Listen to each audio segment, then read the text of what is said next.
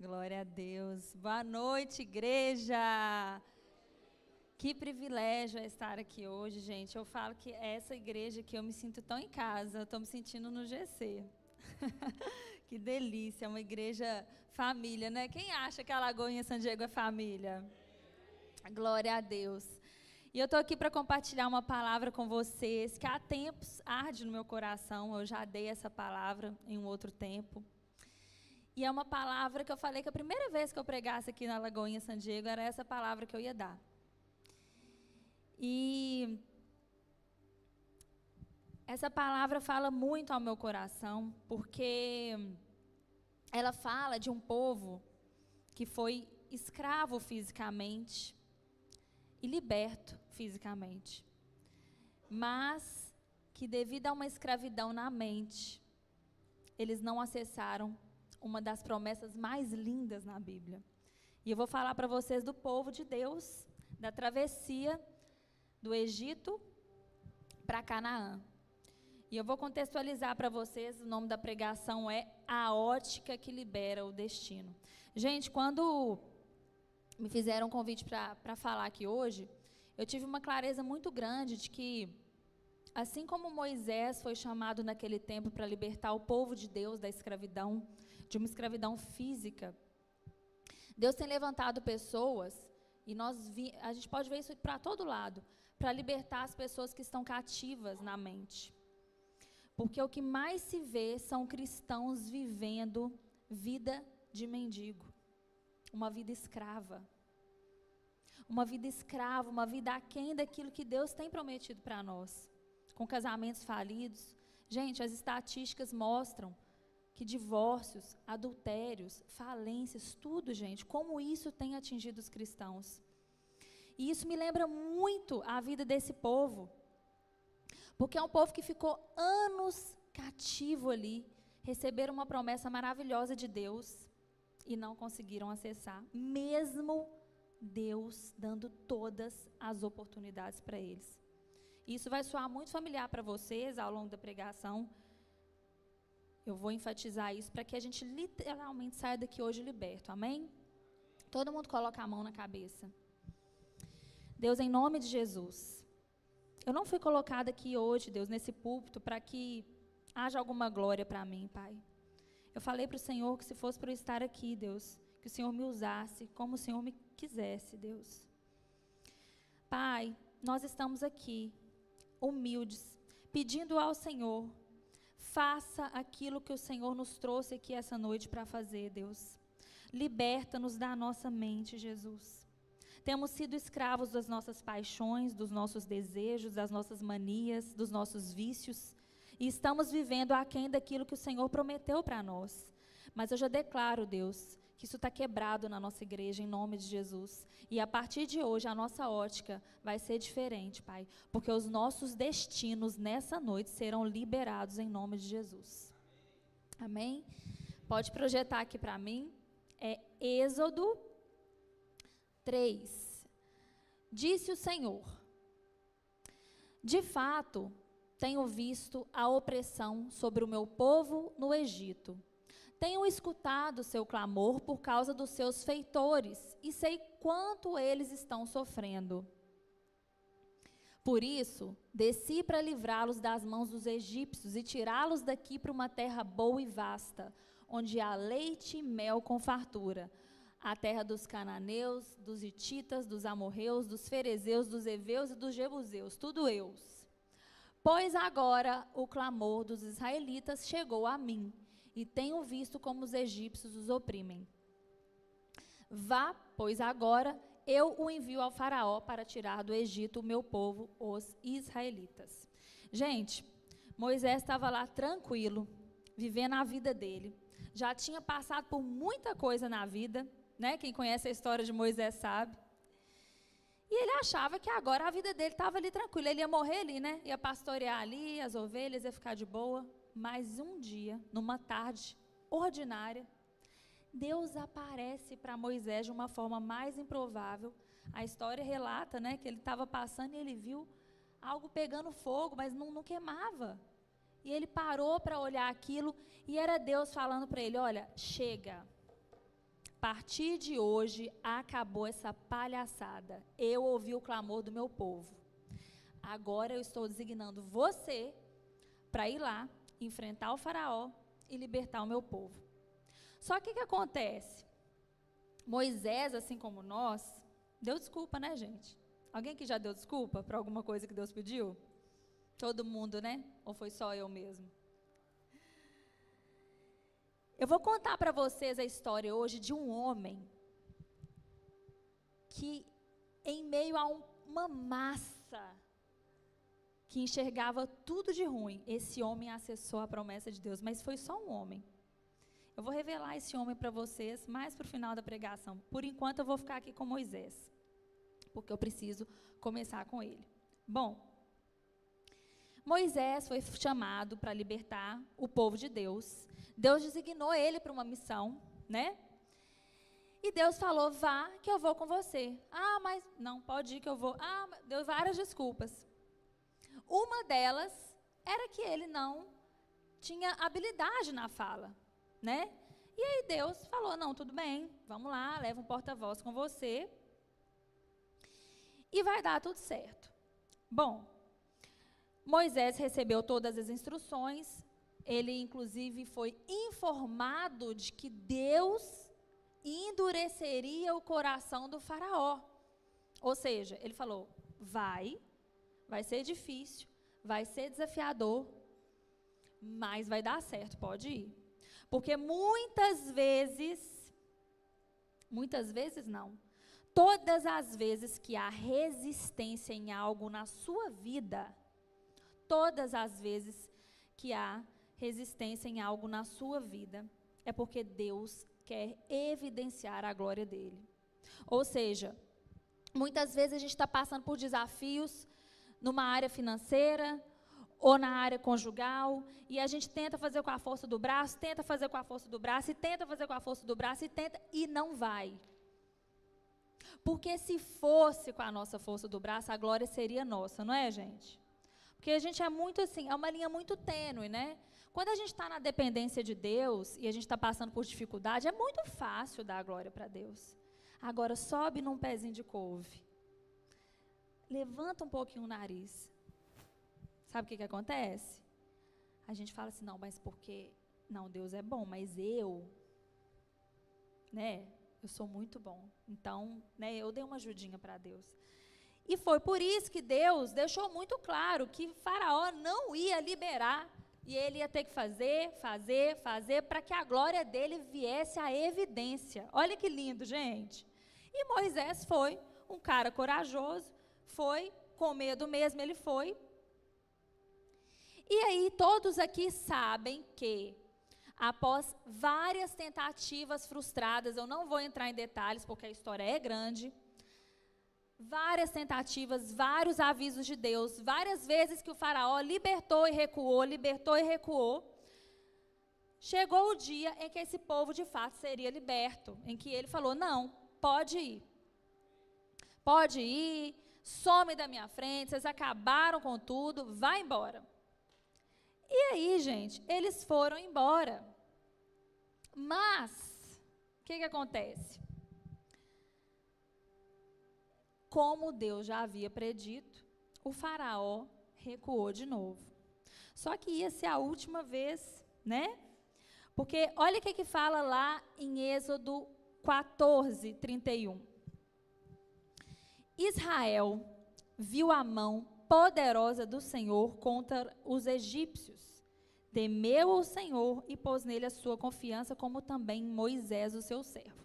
Isso foi depois de Moisés ter aberto o mar com o cajado.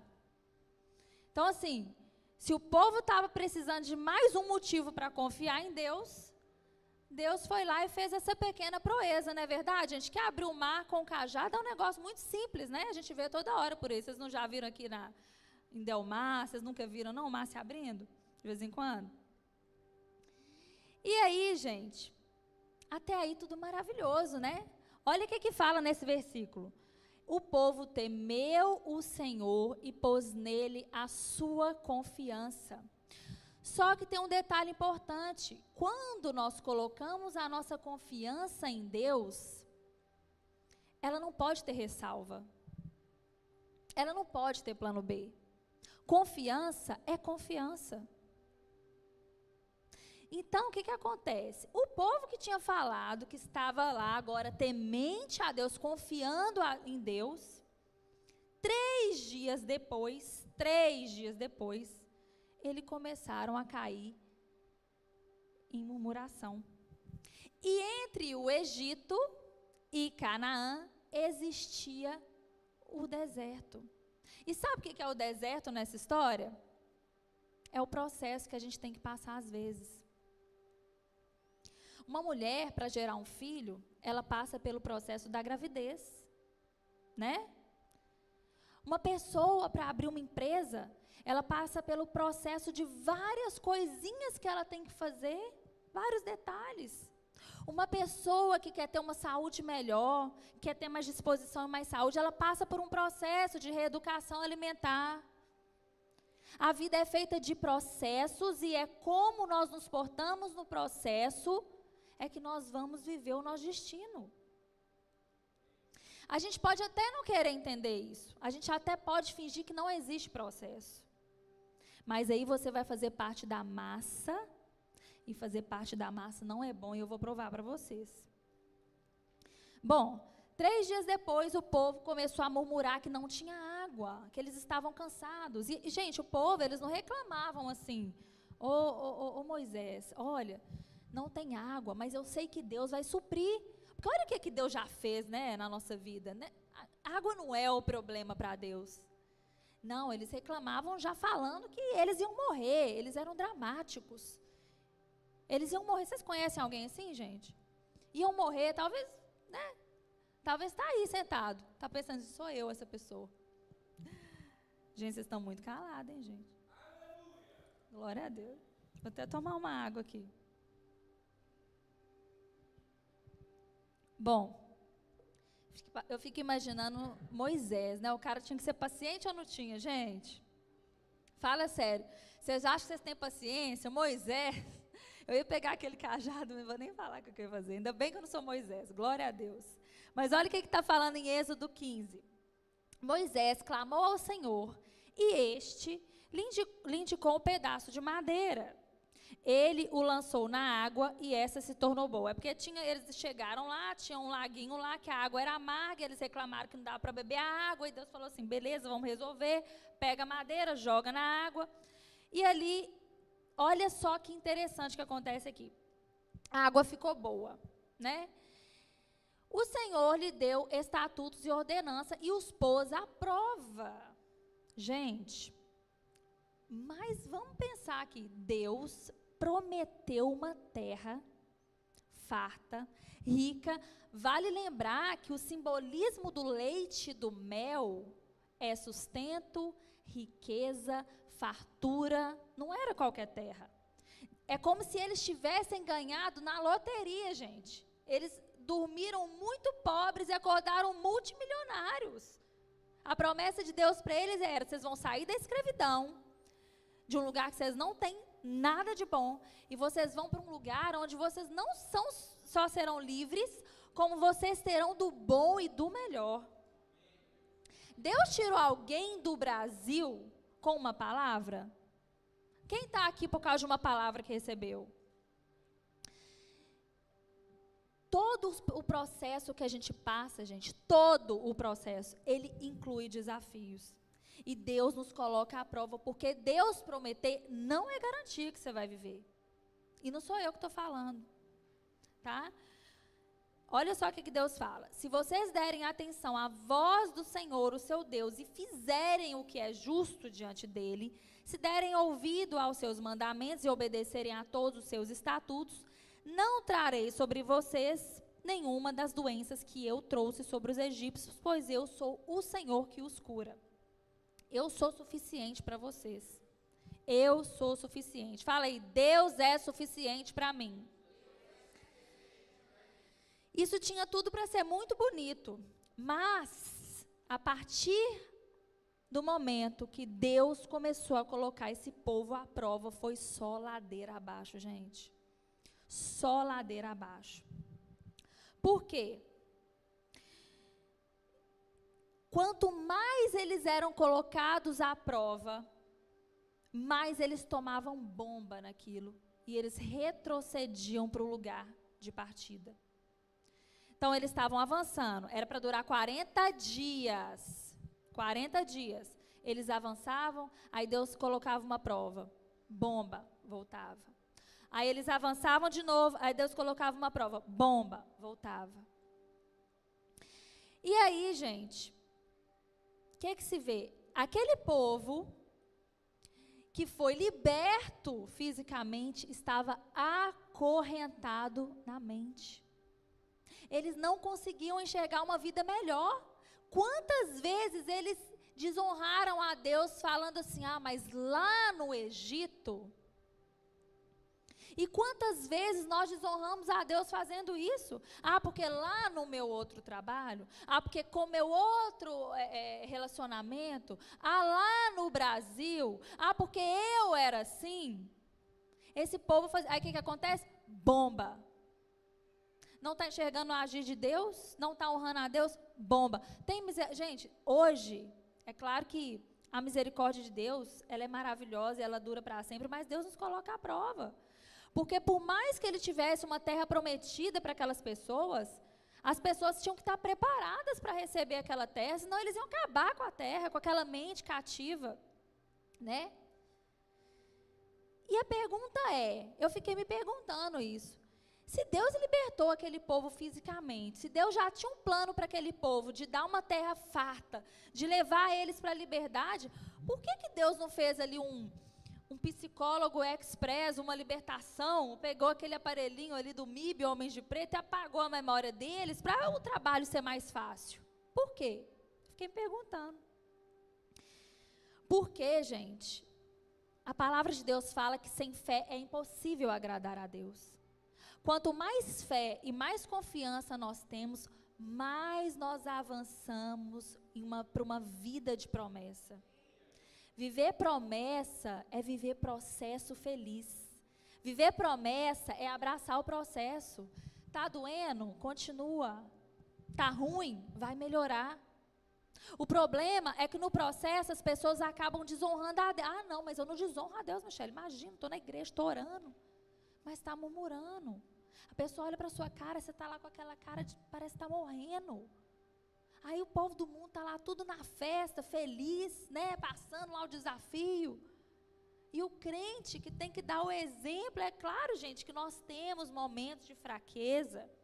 Mas aqui está relatando um povo que só reclamava e só duvidava e era incredulidade. Gente, esse povo era tão maluco que eles fizeram um bezerro de ouro.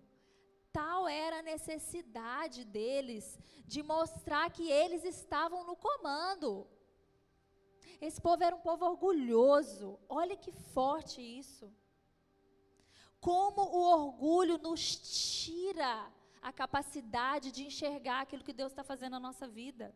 E esse povo era um povo orgulhoso, porque eles chegavam para Josué bem desaforados, falando de qualquer jeito, pelo menos a forma que relata a Bíblia, eu consigo, assim, imaginar a cena. Então Deus, Ele quer a nossa total confiança.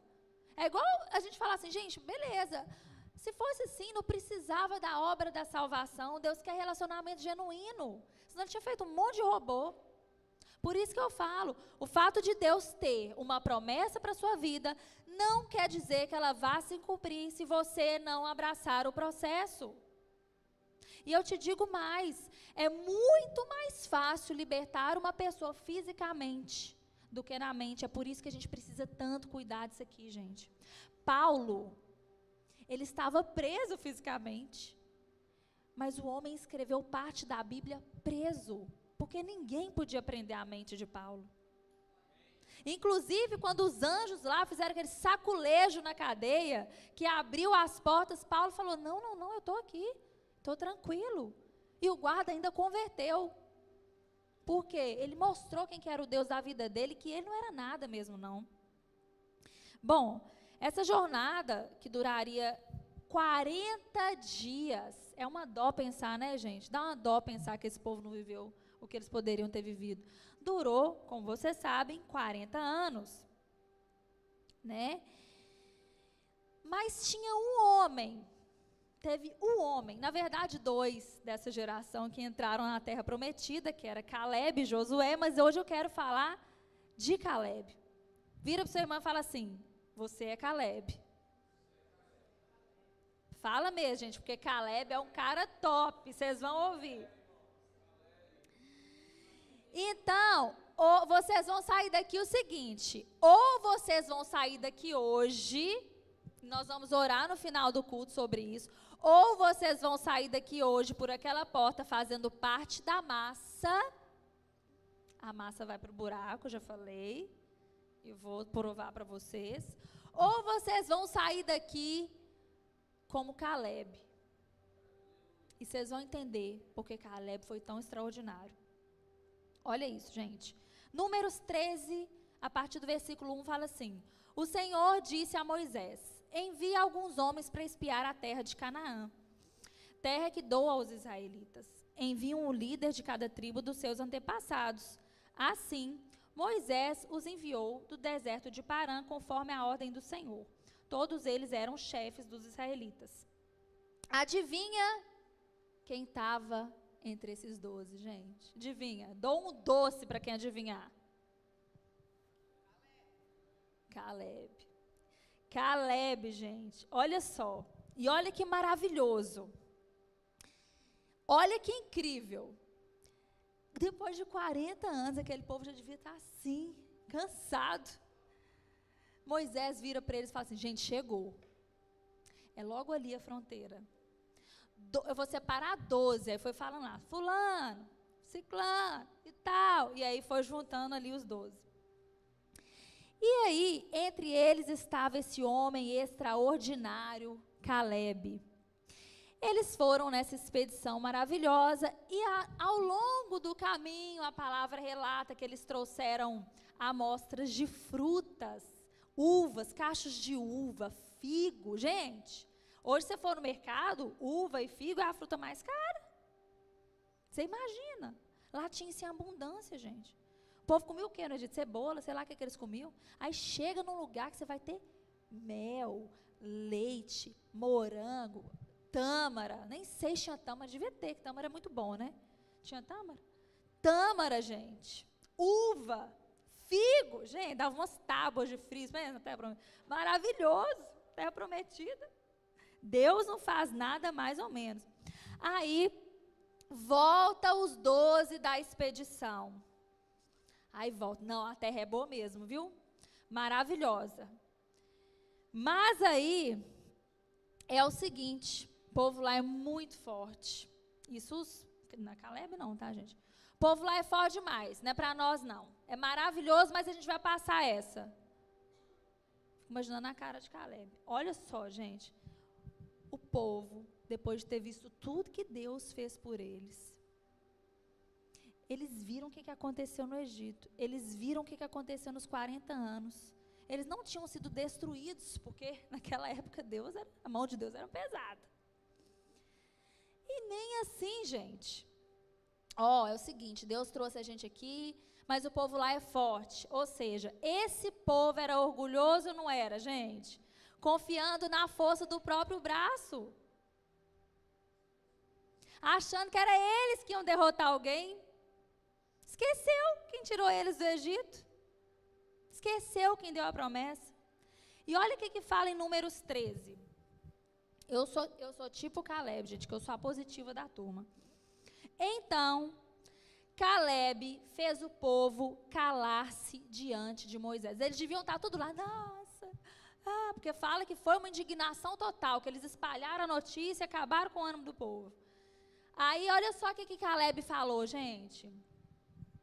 Subamos e tomemos posse da terra, porque certamente conseguiremos fazer isso. Os homens que tinham ido com ele, porém disseram: não podemos atacar aquele povo, é mais forte do que nós. Eles espalharam entre os israelitas um relatório negativo acerca da terra que haviam espiado. Disseram: a terra que percorrermos para espiar devora os que nela vivem. Todos os que vimos são de grande estatura. Vimos também os nefilins, isso é, os anaquins, diante de quem parecíamos gafanhotos aos nossos olhos e aos deles. Agora vira para a pessoa que está do seu lado e fala assim: seja Caleb na sua casa. Seja Caleb no seu trabalho. Seja Caleb na sua família. Seja o Caleb da sua vida. Gente, Caleb e os outros tinham visto a mesma coisa. Olha a diferença, olha a ótica. Dois na verdade, mas vamos falar de Caleb. Enxergou um futuro. Ele falou: agora é minha vez. Sofri, mas agora é minha vez. Ele se encheu de fé, de entusiasmo. E os outros 10, eles não só chegaram lá desapontados, desanimados, sem fé, como eles fizeram questão de espalhar a notícia para o resto do povo. E o povo começou a amaldiçoar, gente, Deus mesmo, desonrar, coisa que eles já faziam, e Deus aguentando aquele desaforo. Bom, sabe qual que é o nome disso que esse povo tinha? Eu vou falar aqui de novo: orgulho. Porque, gente, eu já passei muito desafio na minha vida, e eu tenho certeza que todo mundo aqui passa, e passou, e vai passar. A diferença é que, sobre uma ótica humana, quando nós olhamos para um problema e não vemos solução para esse problema e julgamos que está tudo perdido, o que a gente está falando para Deus?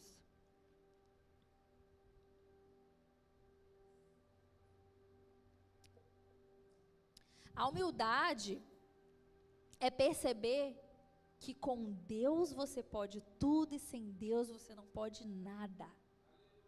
Sem Deus você é pó. Com Deus você é gigante. Amém? Sem Deus você é pó. Com Deus você é gigante. E é independente do que você esteja passando. Porque está ruim hoje? Casamento é bom todo dia? É muito bom todo dia, né? Casamento? Né, não. Né, meu amor? Não é, gente. Não é bom todo dia. Agora você vai ficar o quê? Ai, porque meu fulano. Porque não sei o quê. Sabe o que você faz quando você está fazendo isso? Você está amaldiçoando Deus. O buraco é mais embaixo. Você não está entendendo? E eu estou falando isso porque eu aprendo com essa pregação. Para mim isso aqui, viu?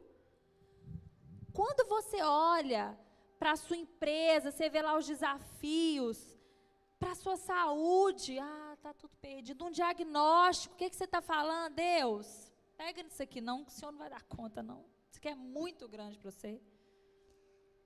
Não, eu sou humilde de saber que eu não posso fazer nada mesmo não. É o que Moisés falou lá no início: eu sou gago, Deus. Eu sou isso, eu sou aquilo. E ele devia ser mesmo. Ele devia ser tudo que ele estava falando, mas e daí? Não importa.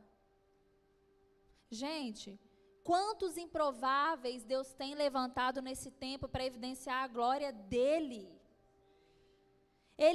Os fariseus, aqueles conhecedores da lei, quem eram eles perto da humildade dos discípulos, da verdade deles, do coração de Jesus? Jesus escolheu esse povo improvável.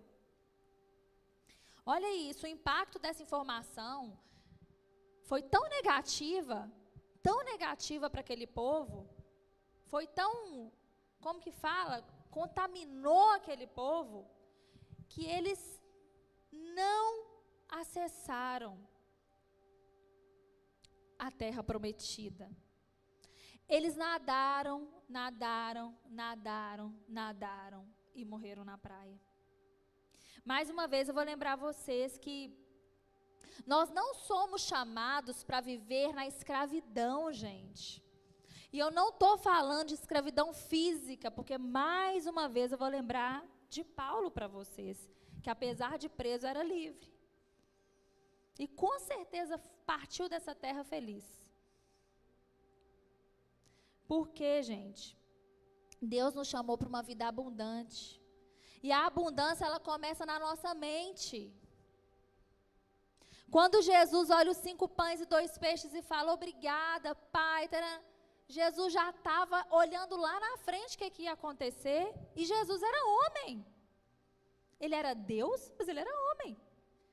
Deus fez questão de trazer para a terra uma pessoa de carne e osso para mostrar que é possível. Entende? E, gente, com Deus é com emoção. Quem já falou? Com emoção ou sem emoção? Com Deus é com emoção. Então, as coisas de Deus, geralmente, elas são inusitadas mesmo. Elas pegam a gente de surpresa. Você está lá planejando para acontecer alguma coisa e não acontece. A pessoa não aparece, a pessoa desmarca. Acontece um monte de coisa. Por quê? Mais uma vez, a glória de Deus é evidenciada quando as coisas começam a dar errado na nossa vista. Isso é um fato, está na Bíblia. Não fui eu que inventei. Olha isso. Números 14, 22. Isso aqui eu amo, porque é demais essa declaração, gente. Olha só. Nenhum dos que viram a minha glória, olha isso, Deus faz questão de enfatizar que eles viram a glória dele. Nenhum dos que viram a minha glória e os sinais milagrosos que eu realizei no Egito e no deserto e me puseram à prova e me desobedeceram 10 vezes, nenhum deles chegará a ver a terra que eu prometi sobre juramento aos seus antepassados. Ninguém que me tratou com desprezo. Olha isso, gente. Deus compara o que eles fizeram, a desconfiança, a murmuração, esse sentimento de retrocesso. Deus compara isso a desprezo. Mas ao meu servo Caleb, porém, olha que lindo, gente, tem mostrado um espírito diferente. Ele me segue com integridade. Eu farei entrar na terra em que esteve e os seus descendentes a herdarão. Quem quer ser Caleb mais ainda agora, gente? Amém? Quando eu falo de ser Caleb, é você sair daqui declarando na sua vida. Ô, gente, e se está ruim, gente, aí é que você tem que declarar com mais força e vigor, porque Deus está fazendo. Lembra, Deus vai evidenciar a glória dele através disso, porque se eu não acredito nisso, eu estou acreditando que eu sou muito boa. Eu sou muito boa e eu vou resolver isso. Está repreendido em nome de Jesus. Olha só, aquele povo saiu da escravidão, mas a escravidão não saiu deles. Para Caleb, retroceder não era uma opção. Por quê, gente? Ele não vivia pela lógica, ele vivia por convicção. Sabe qual que é o defeito? Sabe o que acontece? O que acontece com o cristão hoje? Eu estou falando do cristão porque eu tenho que falar da gente, porque a gente conhece a verdade. Eu não vou falar de gente do mundo que não conhece a verdade. A gente quer explicação para as coisas. A gente quer buscar lógica. Não tem lógica. Tem coisa que não tem lógica não, meu filho. Só vai. Só acredita, só confia. Caleb olhou aquilo lá igual os outros e viu a mesma coisa. Mas o que ele falou? Não, vamos tomar posse. Deus falou, Deus vai dar. Já cheguei até aqui, vou morrer na praia? Eu não.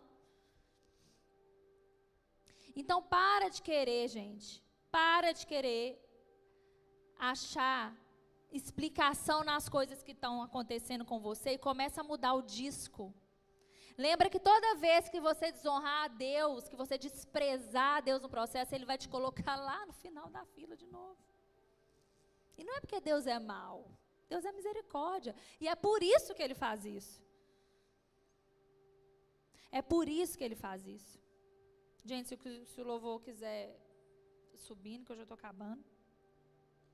Então, a pergunta é, eu vim aqui hoje, gente, com uma mensagem para a gente orar intencionalmente mesmo sobre a libertação na nossa mente. Para todos nós nos colocarmos em posição de humildade e entender que a gente precisa virar essa chave. E se você está pensando que você não precisa, aí é que você precisa mesmo. Aí é que tem que ligar, eu coloquei até de vermelho aqui, ó. que a minha oração vai ser para que a gente se permita ser liberto, porque é tão lindo falar a história de Deus. A gente lê a Bíblia, a gente vê na igreja, a gente ora, e faz GC, e faz isso, e está cantando, e declara, mas não sai do lugar muitas vezes. Por quê? Porque a mente está cativa, mas não admite. Fica contando historinha, fica colocando a culpa no vizinho, no periquito, no papagaio, na esposa, na empresa, no sócio, e não sai do lugar. E se a gente não pegar as rédeas, gente, da nossa vida, da nossa mente e confiar sem ressalvas, eu vou falar para vocês, não tem como viver plenitude se tiver ressalva na hora de confiar em Deus. Eu queria que todos se levantassem agora, gente, e eu quero fazer uma coisa assim, diferente essa noite. A gente vai orar para a gente aceitar Jesus, mas eu queria agora que quem quer, gente, ser liberto na mente, quem acha que precisa dessa libertação na mente, quem veio aqui hoje e vai falar assim, hoje não é mais uma quinta-feira qualquer. Como os nossos dias têm passado, gente, a gente fala assim, mais um dia, mas eu vou falar para vocês, hoje é menos um dia na vida. Mais um dia está ficando para trás. Amanhã é outro dia. Não viva mais escravo de si mesmo. Sabe? Fazendo o que você quer, na hora que você quer, do jeito que você quer. Reclama da saúde, reclama do marido, reclama do seu quê, reclama da esposa, nada tá bom. Se continuar assim, é só ladeira abaixo, mas eu sei que é difícil. Gente, a mente é difícil de explicar. Quantas pessoas se dedicam a vida para estudar a mente do ser humano? Mas eu creio que hoje, com um toque do Senhor, nós vamos sair daqui libertos, amém? Quem quiser essa oração, vem aqui na frente, gente. Vamos orar uns pelos outros intencionalmente. Vamos orar uns pelos outros. Vem aqui na frente.